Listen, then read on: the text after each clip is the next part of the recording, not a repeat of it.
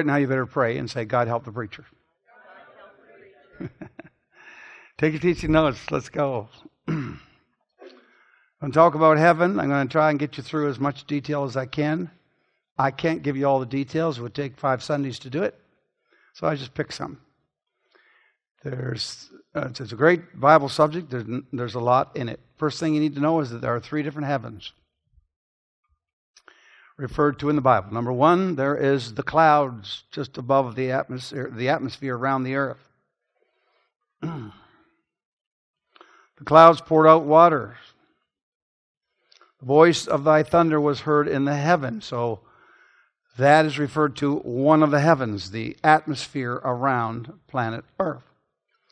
The second cloud is the second heaven is called the starry space. And he brought him forth and said, look now toward heaven and tell the stars, if you're able to number them. And so those are the heavens. And when the scripture goes in Psalm 19, when it says, the heavens declare the glory of God, it's referring to those starry skies, declaring the glory of God, the second kind of heaven. The third kind of heaven is actually a planet. And we're going to learn about that planet, heaven, this morning. That's our subject. I knew a man of Christ about 14 years ago, whether in the body or out of the body, I couldn't tell. But such a one was caught up into the third heaven. This is where John was when he wrote the book of Revelation. He was in heaven. And that's why we have so much detail in the book of Revelation, notwithstanding that Ezekiel and Isaiah also give us a whole lot of details about heaven. We'll probably see some of them, though perhaps not today. So we want to talk about what we know about this third heaven, the planet heaven. And so I may go rather quickly at the first here, but I'll slow down when I think it's appropriate, and not too slow, though. There's a few things, basics we need to know about heaven. First of all, heaven is a place. It's not a state of mind. It is a place. It is a physical place in the universe. It's a place. And we know it because Jesus said, I go to prepare a place for you. And of course, one of the greatest trips we're ever going to enjoy is the one from here to there.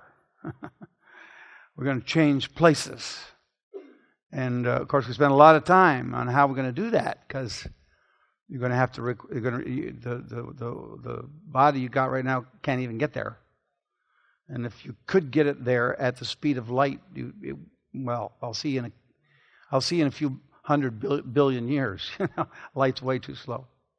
So we are going to have the ability to move at the speed of thought. We're going to have the ability to appear. We're going to have a body likened unto His glorified body, according to the working of the power whereby He is able to do all things unto Himself.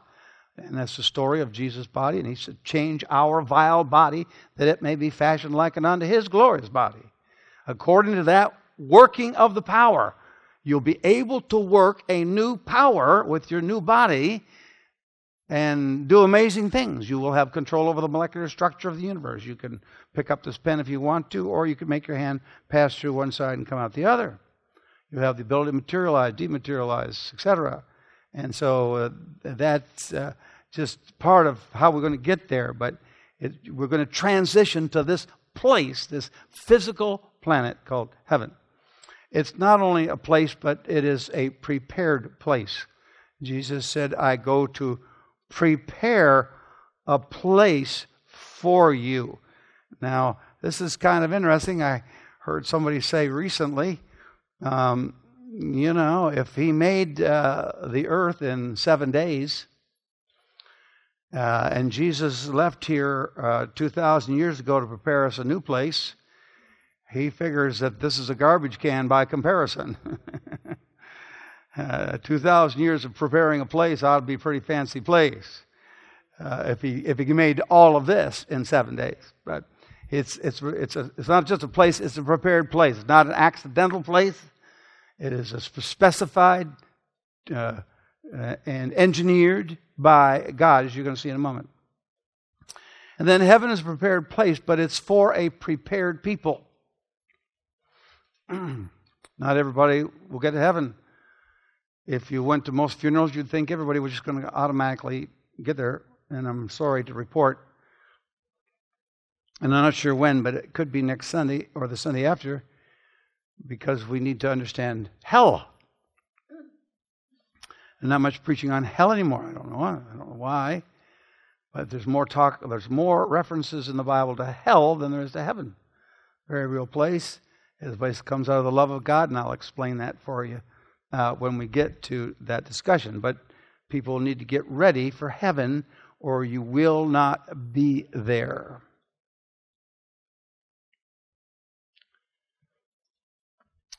It's a place where you will be received. I love this. I go to prepare a place for you, and I will come again and receive you. There's going to be a reception for you. You're going to be accepted there. Isn't that wonderful? Did you know that you are accepted now? Did you know that? As Ephesians comes along and says that we are accepted in the beloved. Quit worrying about whether people accept you or not. If you are accepted with God, nothing else much matters. Self-acceptance is a very important issue. If a person doesn't have genuine self-acceptance, they will spend the rest of their life guessing at what they should be, trying to be something they're not. They will be a question mark instead of an exclamation mark, and every time somebody says something to them, it's like it strikes a nerve. Because when you don't accept yourself, you don't think anybody else does either. One of the keys of self-acceptance, and there's a number of them, and they are essential, have a little book in there that's worth its weight in gold, even with backup. What do we have? $12.65 right now. I forget what we're at. You know, gold took a big dive last week. Did you know that? Dropped $150 one day. Let's creep him back up there again. The little book is called Genuine Self-Acceptance. It is a must-read. It is a must-teach book for every father. Don't miss it. One of the keys of real acceptance is discovering that our relationship with God is so perfect through Christ, through the grace of Jesus, is that we're accepted. Now, how do you go to God in prayer if in the back of your mind you think you are a reject? Makes prayer just about not doable. So heaven, when we leave here and go there, is a place where you will be received. And this is kind of good news. It's where Jesus will be. I go to prepare a place for you, and if I go to prepare a place for you, I'll come again, and I will receive you unto myself, that where I am, there you may be also. Isn't that wonderful? It's going to be a great thing about heaven. Jesus will be there. And then you need to understand that it is to become your permanent dwelling place. God, these are all just trivials, compared with some of the things that are coming, but all of these things are essential to understand about heaven.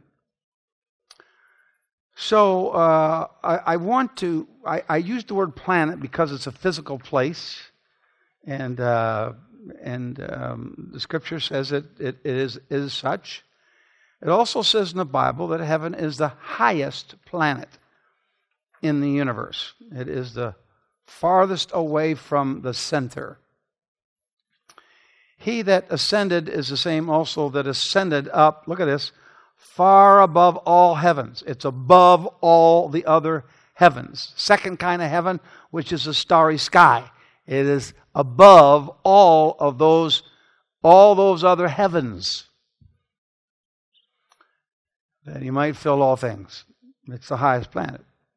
Kind of interesting that it's located north of the earth. There are several references in Scripture. I'll show you a couple of them.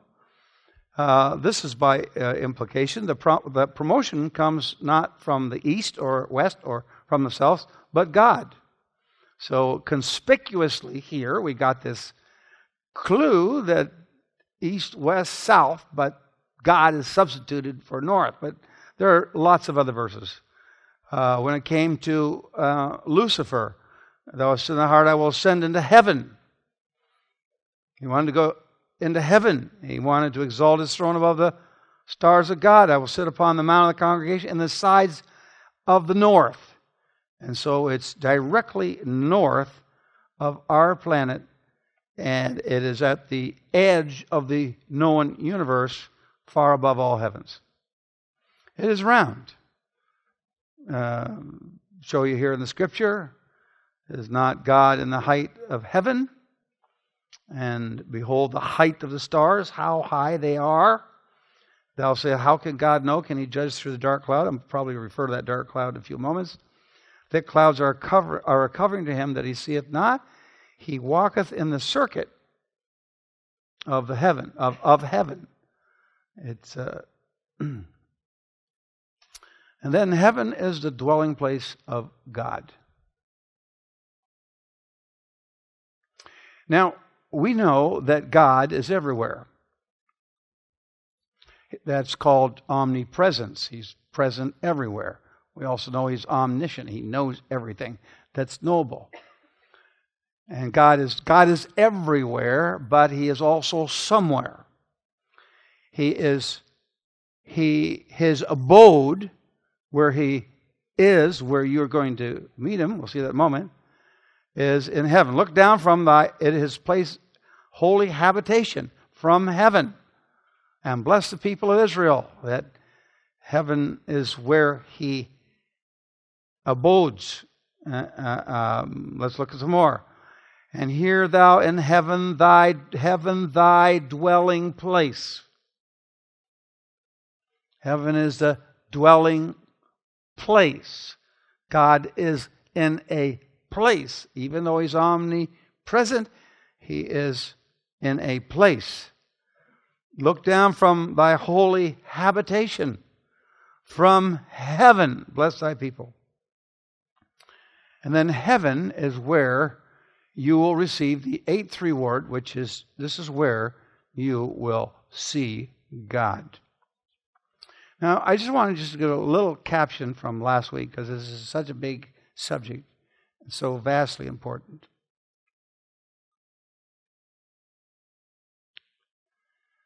And this is something, you know, sometimes when I open the Bible and I'm standing in front of people, I have this sense, whether I ever expressed it or not, that we're walking on some really holy ground. And one ought not to be presumptuous about doing that. And there are subjects that we cover that are so deep. Scripture says, deep calleth unto deep. And this may seem little stuff to you at first glance, but I want to tell you that this is deep. That you will get to see God. Why is it so special that you get to see God? Because previously nobody has ever survived it. Moses wanted to see God. God said, no, you can't see me because you wouldn't live. Kill you. Kill you. So Moses, I can't even let you see all my glory, but I'll let you see my goodness. So I'm going to hide you in a rock, in the cleft of the rock. And I'm going to make my goodness to pass by, and I'm going to let you have a glimpse of my hinder parts. Amazing. He had to be in a stable position in a rock in order to even see a part of God. He had to be hid in the cleft of the rock. And God said, I will cover you there with my hand. And then I will, after covering you with my hand, covering your eyes with my hand, I'm going to remove my hand ever so slightly so you can see the hind part of my goodness. Because Moses, if you ever saw me, you wouldn't live. Nobody has ever survived seeing God before.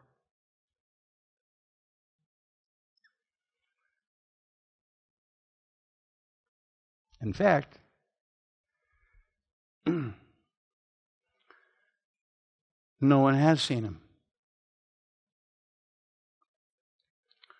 Now, I gave you all the scriptures behind this. This is the details of last Sunday. It's never been done. The scripture's clear. No man hath seen God at any time. So, one of the rewards, remember, that's what God said to Abraham, I am your reward. And you, beloved, are the children of Abraham. If you be Christ, then are ye Abraham's seed. And this promise to you that you will get to see God as one of your rewards. Now, it's never been done. And the reason is that God's glory is too much to behold. You have heard of people fainting, just falling out when they overcome by the sight of blood or the sight of something. It's what my wife, I thought, would do when she first met me, but she didn't. I thought she'd pass out. Now, not from the glory, just oh dear. Well, that was better than some comments I usually make. No, that was all right. God's glory is too much to behold, and the best illustration I know of it is this light is way too bright. If you ever walk into a welding shop, you want to make sure you got this helmet on. And what you've got here is a very thick, dark lens. Or you will burn your eyes out.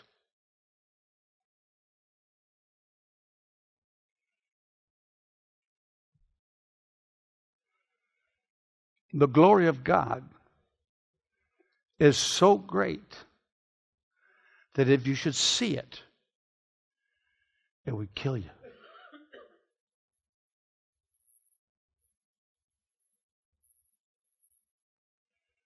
It wouldn't just burn your eye, you would dissolve into nothing. For our God is a consuming fire. Kill you. And that's why, a few moments ago we read the scriptures about God has a cloud around him to protect the rest of the universe from his visible presence. In fact, the cloud doesn't just surround him, it surrounds his throne. Even exposure to his throne would kill you. He holds back the face of his throne,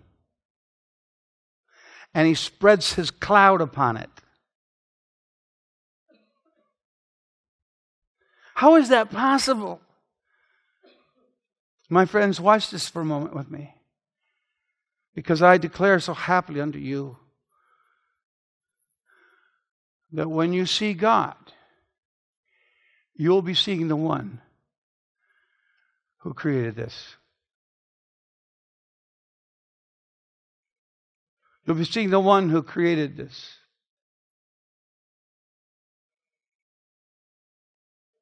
You'll be seeing the author of this.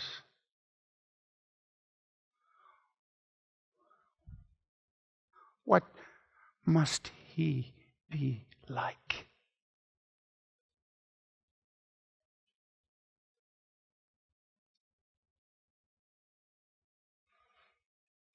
And like Dee sang for us last Sunday, we shall behold him. He's in heaven. When we get there, we got this reward thing happening. 5 crowns, the white stone, numerous that we've all earned here. Rewards are something you earn. They don't come out of the grace of God. Your salvation comes by grace, but not the rewards. You have to earn them. And then we get to see him. We get to see the person who has the ability and the wisdom and the skill and the power to create scenes like this. I thought this was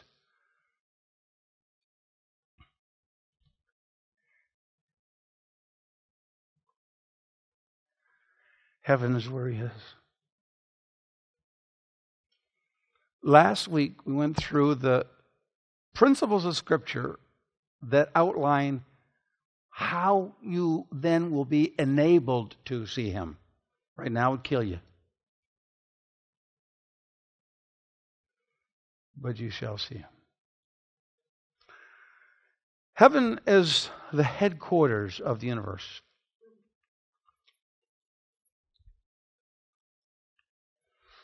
The Lord is in his holy temple. Watch this now. The Lord's throne is in heaven. Throne is the headquarters. Throne is where you rule from. It's where you orchestrate from. It's where people report to, beings report to. Everybody, this is the capital city, and the throne is there. It is headquarters.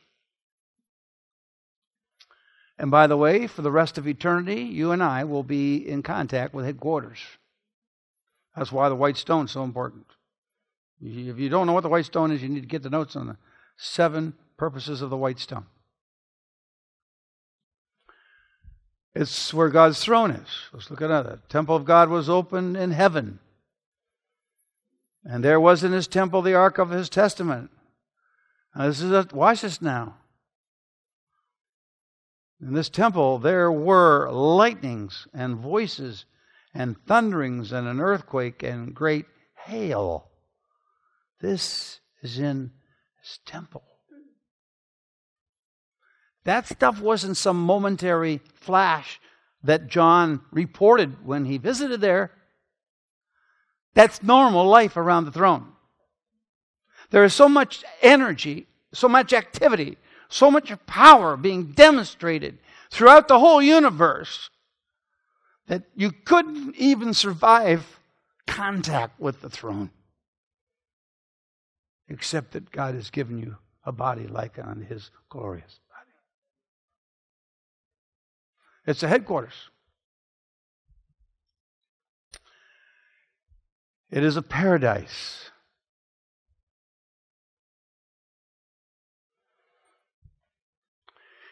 There is no ability by anyone on this planet that I know of who could, with oratory, composing, vocabulary, and diction, and style, who could even verbally tell us the glories of heaven in such a way as that we would understand them or their greatness. There's no painter with paint and pigment and canvas. Although they have tried to do it, you can go and you look in your art books, art galleries of the world. Ancient painters tried to portray heaven. But it's a paradise beyond conception, because we have not seen the like of it on this planet. Oh, we've seen a lot of great things. And by the way, I hope you really do study nature. Because the greater the artwork, the greater is the artist. The greater the sculpture, the greater the sculptor. The greater the creation, the greater the creator. And this planet contains millions of creations, from the most minute that you'd have to use high power or microscopes to see, the creations of God, the animal kingdom. In fact, make sure you know this, for the Scripture says this, behold, the fowls of the air shall instruct you. The beasts of the field shall teach you, and the earth shall reveal. So we look at all these things because all of them are simply outlets for the glorious personality of God. I mean, to create one thing that's remarkable is one thing. But to create millions of remarkable creations, what must be the artistic, poetic, what must be the power of that great personality who authored not only the idea, but the production and the maintenance of it? And it's such a being that's in charge of this whole universe that someday, beloved, you will see Him face to face in all of His glory. And it will be the loftiest experience that anyone could have in the whole universe. See Him. So if you think earth is great, and it is, whether you study the minute or the macro beast of the field, the plant, the flower, the fragrances, the insects, the fish of the sea, the fowls of the air. But they pale into insignificance compared with the glory of that paradise of God. There is a tree there. It's called the tree of life, and there's a river of life there. But we're going to eat of that tree which is in the midst of the paradise of God. Paradise. Who can sum up the wonder of what God means when He talks about His paradise? Heaven is a paradise. Heaven has cities.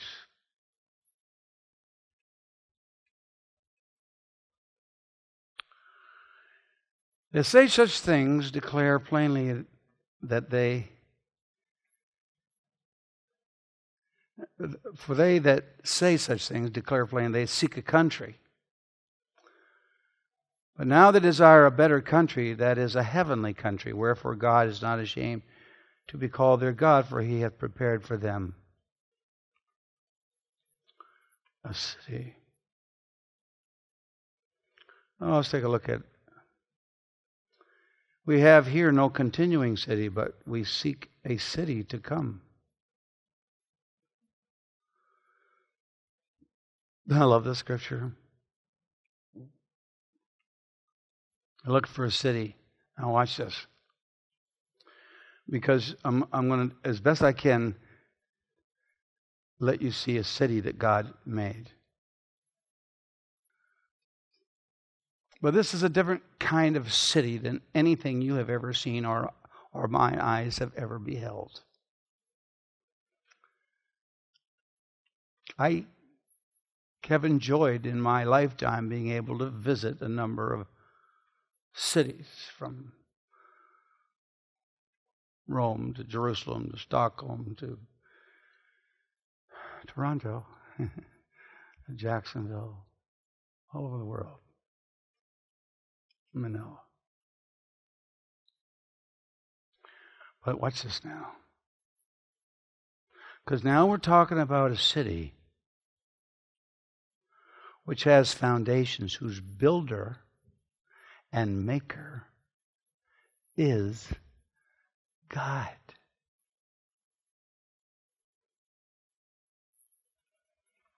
My wife is in the building industry. We have a lot of acquaintances in the building industry. I have photographs I probably carry in my pocket right here. I could pull it out and show you probably 1,700 pictures of the interior work she's done in what builders have built. I could show you the inside of airplanes that she's designed. I could take you to one of her clients who lives in a mansion. And walk you by picture through the rooms, and you would be stunned at the glory of those rooms. Because money can do that. Builders can do that. But when God becomes the builder, there is no comparison. When God builds something, it's not like something man built. And I have learned to admire. My wife and I have gone on educational tours where we just look at buildings. Did it in Rome, Venice, Paris. I've admired and listened to lectures on architecture. When we visited it's a place in Paris, a castle in Paris, on the edge of town. What? Versailles. When we visited Versailles, the crowds to get into Versailles were 4 abreast, and the line was 1/8 of a mile long to get in. Place is jammed, crowded. Everybody wants to see the interior, the architecture, design. Fortunately, we got to go in the back door with a small group of other people. The public was removed from each room in the palace so we could have a lecture in the room. And then we finished that lecture. They had the next room cleared out. We moved on to the next one. And I stood there for hour upon hour listening to lectures tell about the finest of materials and paints and engineering and demonstrations of architectural design, furnitures. I have a degree, a certificate in French furniture. The only pastor she knows, that's why so it was a good one. I was a good one for her to marry. I have a degree. I have a certificate. So I have seen, and we have looked at some of them going back to ancient times. When you walk the streets of Rome, and there's no other way to see Rome, unless they let you have a segue there. I haven't been able to figure that out yet. You visit the Colosseum in Rome. You are gazing at architectural masterpieces. You walk through the Vatican City. I tell you, miles of hallways line both sides with artifacts of every description and ceilings that don't exist except they're covered with paint, every square inch of them. Gold, real gold trimming on it. If we could visit all the museum places and all the great architectural masterpieces that have ever done in history, they are nothing compared with what God does when God builds a city. So let me take you for a moment into the Scriptures. And let's talk about a city whose builder and maker is God.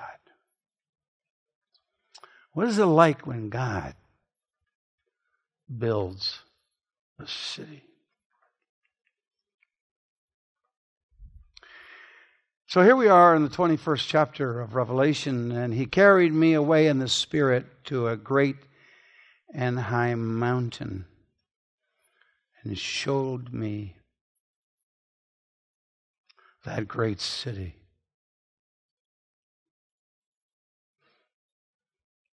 the holy Jerusalem.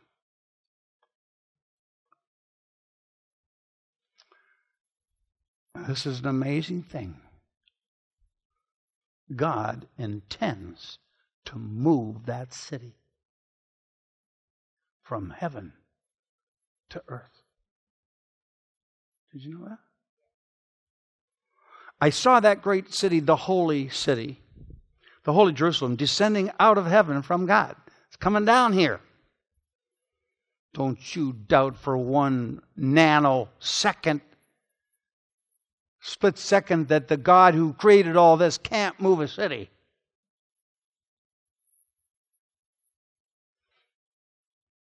He's moving it here. Now, he's moving it here after a renovation of the earth. Did you know that? We are in the second renovation. We are in the first renovation of the earth now. There was the earth. It was renovated in Genesis, and we're in it. But he said, I'm going to create a new heaven and a new earth. It's going to be renovated as by fire. And it is to this renovated earth. Now, I'm going to give you the details of this. I'm at heaven right now, but we're going to go back to the tribulation shortly and inch our way through the 1,000-year period following the tribulation. We're going to do that. But once that trumpet sounds in the middle of the tribulation, we're in heaven. The reward ceremony is there, and what we're talking about is there and will be ours forever. So the earth is going to be renovated, and God intends to move this city, but I want you to see the city. So I was carried away in the Spirit to a great and high mountain. I wish I had 20 minutes to talk about just about, I don't know if I might throw a little bit of it in. Imagine what the Bible has to say about God's mountain. You haven't seen a mountain till you've seen God's mountain. You haven't seen a mountain here. Now, we're planning a vacation. I'm going to have lunch with Jason today and try to convince him to come on vacation with us. And we're going to the Rockies this summer. I spent 4 months in the Rockies. Started a church in a little town there. But let me tell you something. I've covered Switzerland. I haven't been to the Himalayas. I've spent 4 months in the Rockies. But the mountains we've got are little molehills compared with God. When God says a mountain, you have no idea the size of this mountain. Well, I'll show it to you in a minute.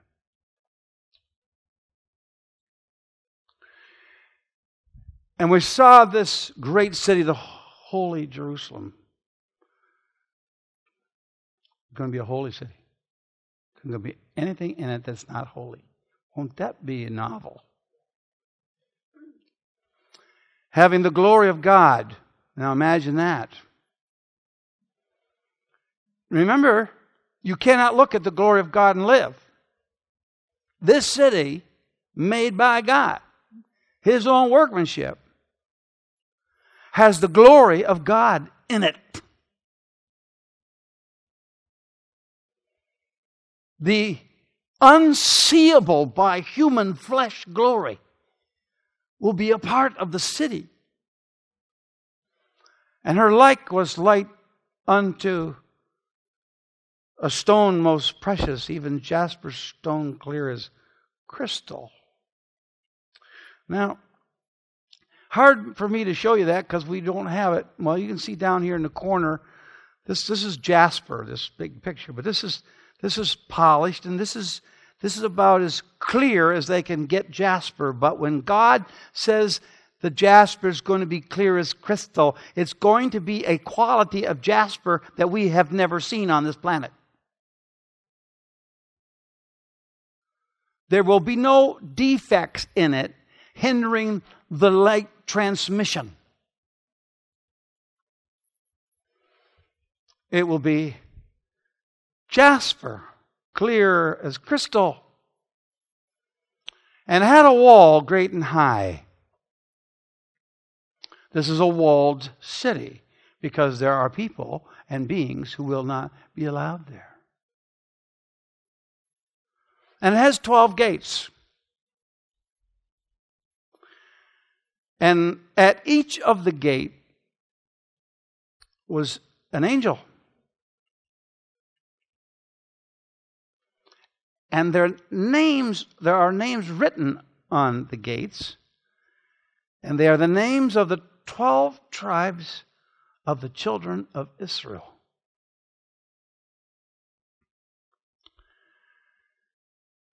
On the east, there's 3 gates. On the north, there's 3 gates. On the south, 3 gates. And on the west, 3 gates. 12 gates to the city. And the wall of the city had 12 foundations. And in them the names of the 12 apostles of the Lamb.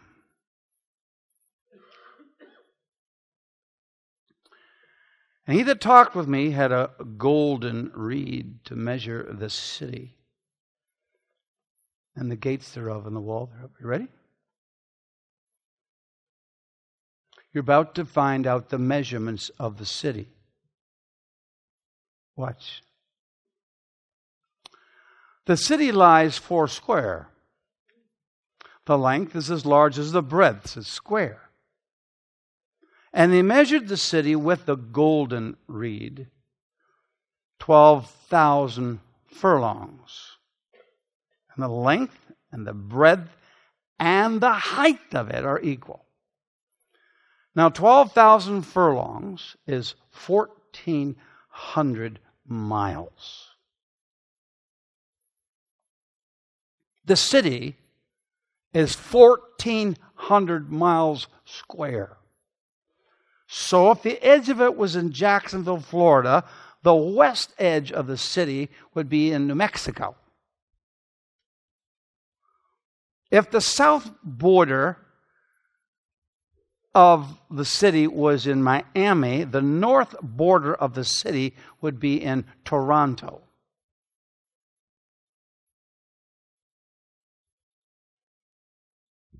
When God builds a city, it is like none other.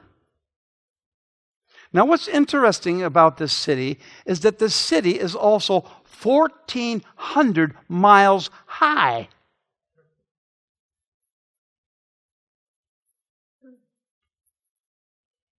How could that be? Why would it be?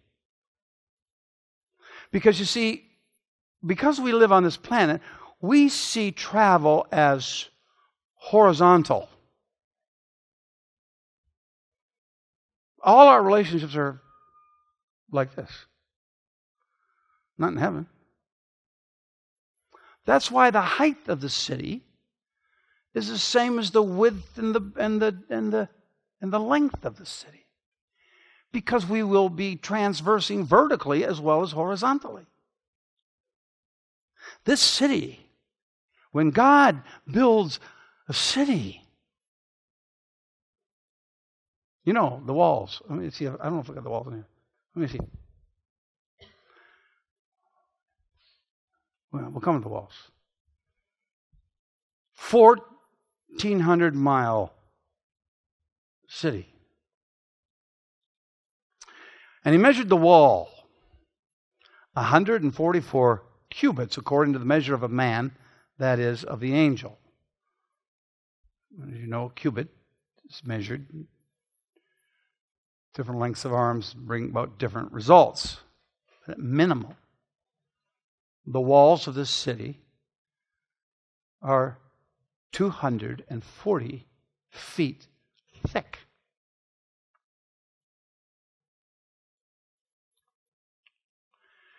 And the building of the wall of it was of jasper.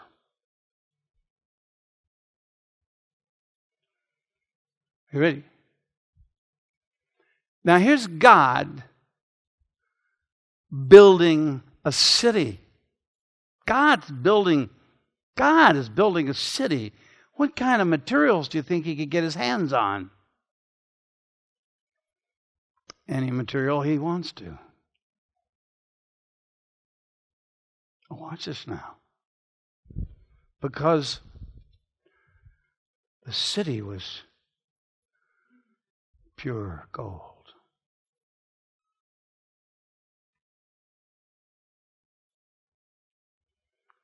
It's hard to find pure gold. I have a ring that's 24 karat gold. But it's still only 99.99 thing, you know. I like the color of 24. I don't like the color of 18. I like the color of 24. So when I had this ring built, I had the engineer put a platinum core, because it was just gold. It would be too soft, and I could squish it too easily, cut in the doors. So platinum's core. Now this whole city, you know, we got a little gold here and a little gold. I have a few pieces of gold. I have a gold cross. I have a few pieces of gold, not near as much as Mrs. Johnston.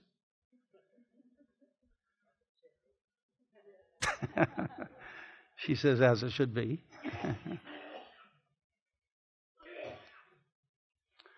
But God's building the whole city out of gold. Now, I haven't got time. I'll let you do it.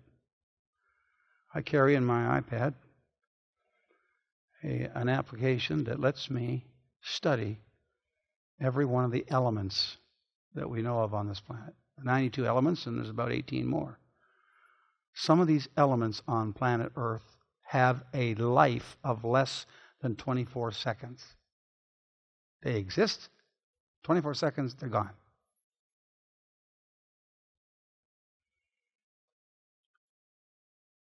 And it's fitting that you should study gold and its properties. And God says, the whole city is gold.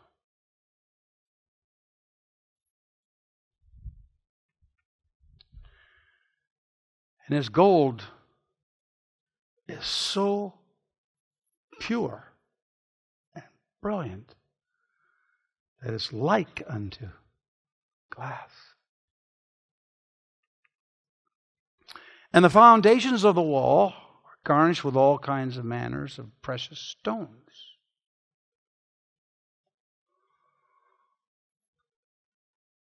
The first foundation is jasper. The second is sapphire.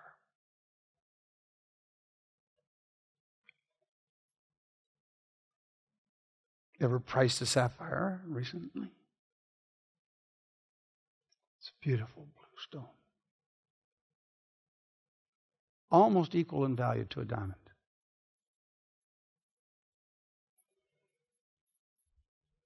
This is the foundation of the city.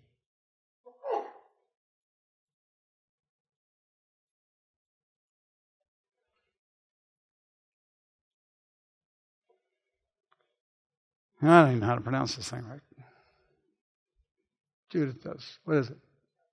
Chalcedony. Here's a little bit of it right here.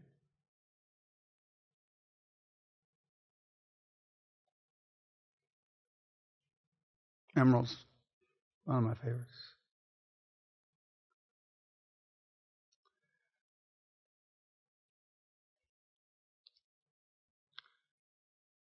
I want you to look at these swatches of materials and see if you can stretch your imagination to a city 1,400 miles north, south, east, and west.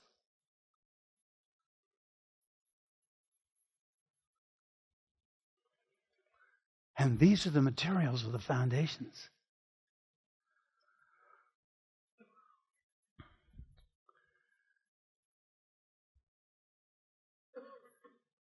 Chrysolite, beryl, topaz.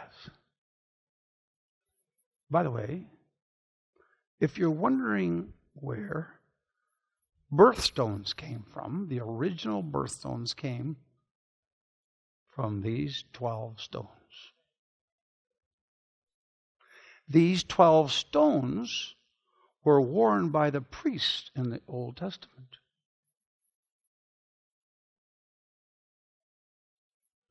And now they're the foundation.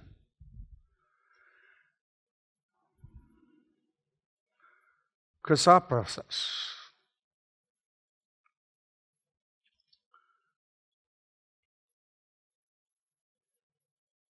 amethyst,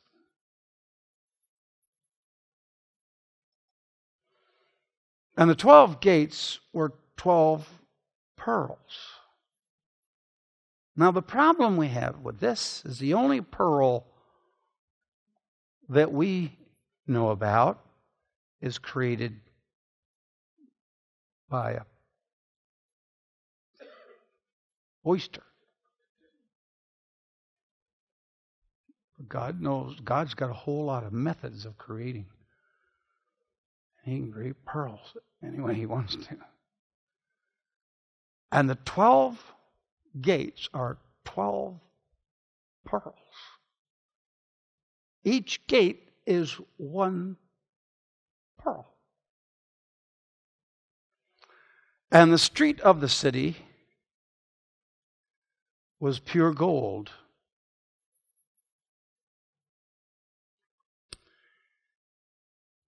And the city had no need of a sun